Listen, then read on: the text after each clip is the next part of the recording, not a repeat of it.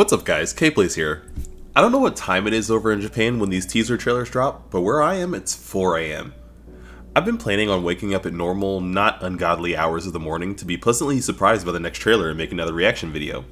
Problem is, way back in the back of my brain, I know these things are coming out at 4 AM, so I ended up waking up, taking a peek at the presents under the metaphorical Christmas tree, and getting back into bed until the sun comes up during normal people hours. But today was hunting horn, and you guys know that I'm not about to go back to sleep after seeing this one though, right? Normal people hours can wait, it's hunting horn time. We're doing this right now, and the wait's gone long enough. I have wish lists to compare things to, so let's see if anything I predicted / coped and hoped for end up being on the mark. The initial impression I got after watching this through is exactly the same as when I read the interviews about the hunting horn changes. This is world-based, but it's definitely not a one-to-one copy. Rise's alterations got dialed back, true, but from the way it seems to have turned out, they tried similar ideas again from a less heavy-handed angle.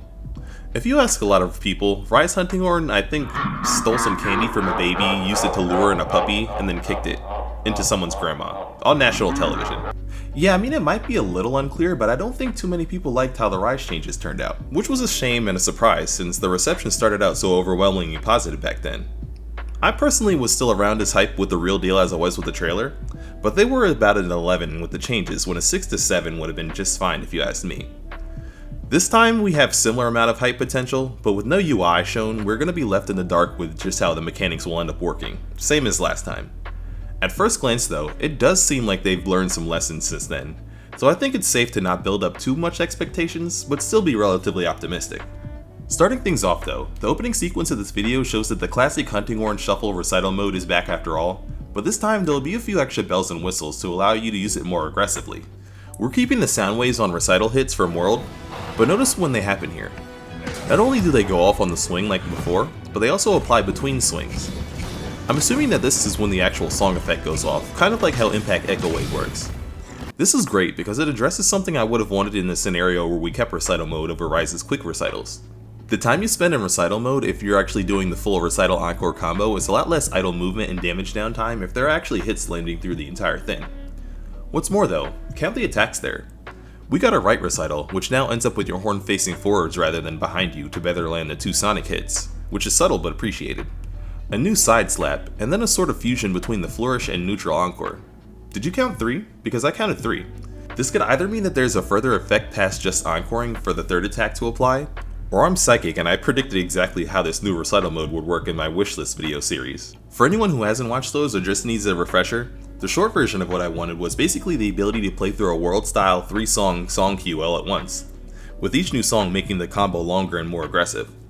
It's hard to say for sure if that's what's happening here because again, no UI means that we can't tell if there even is a song queue, but a return to world mechanics like they said makes that kinda likely. If I got that guess spot on, we're already off to a good start here, and it's only the first sequence. Moving on to the next scene, we got a return of bubbles. Now I actually already knew that these would be coming back thanks to people on the internet being detectives and checking the source code of the main website to extract all the weapon flavor text, which I'll link in the description in case anyone wants a sneak peek at what may be coming to the remaining 9. What the text didn't let on though is that the echo bubbles here are pretty much echo bubbles in name only. For one, it doesn't look like they're songs that use the new echo note from Iceborne anymore. Instead, we have this new fancy footwork little animation to activate them directly. The area of effect seems much larger too. That's a godsend for multiplayer if these buff, since the roughly hunter-sized bubbles before you sometimes had to plop directly on other hunters for them to actually benefit from the buffs. Seriously, the way some people ran away from these things, you'd think they were actually monster attacks. This echo bubble in particular though doesn't seem like the buffing kind. As we see next, it's essentially Silkbind Shockwave 2.0 meets Speed of Resonance. Regular attacks in the bubbles area of effect dealt small waves of damage to Balahara, and the recitals became 3 to 5 hit attacks on each swing.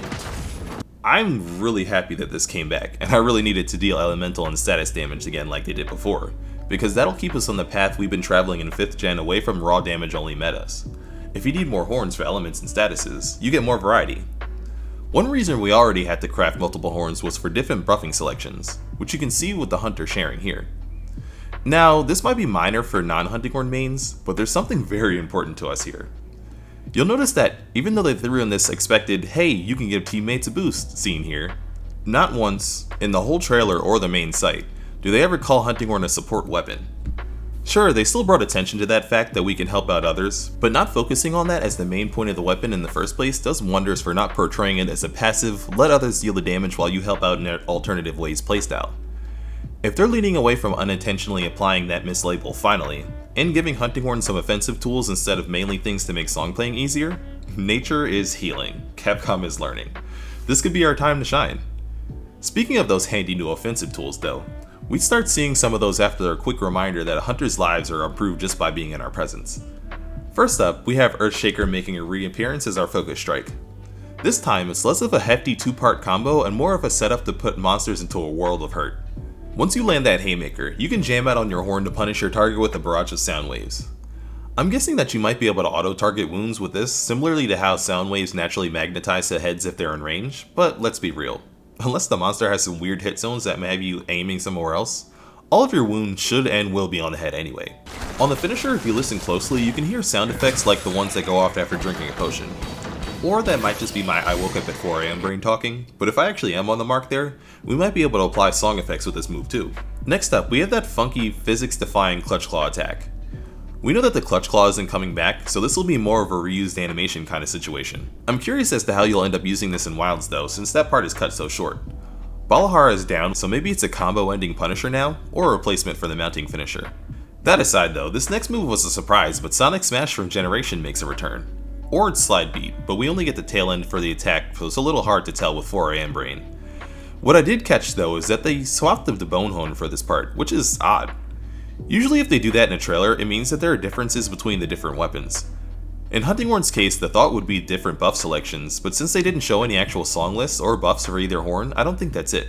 To throw out a guess based just on what we have here, since we're seeing a lot of new moves, you might be getting different sound attacks on different horns. Maybe they're tied to the type of song list, maybe not. I don't know. Again, excitement and 4 AM brain is a weird mixture to think through. In any case, no song visuals or audio cues, so this is strictly a sound-based super move. We got a surprising amount of those actually, which is a positive sign that Wilds is taking Hunting Horn and more all the songs are a thing, yeah, but you should probably go hit the monster direction.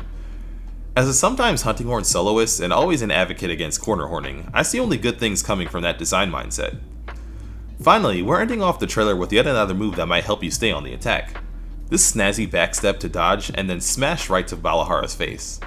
This is probably our equivalent to a power clash, similar to Insect Glave's fancy pole dancing move. I still say we might need a few more shieldless weapons to know for sure whether this defensive struggle or thematic counterattack dynamic will be an actual thing, but for Hunting Horn specifically, it looks promising.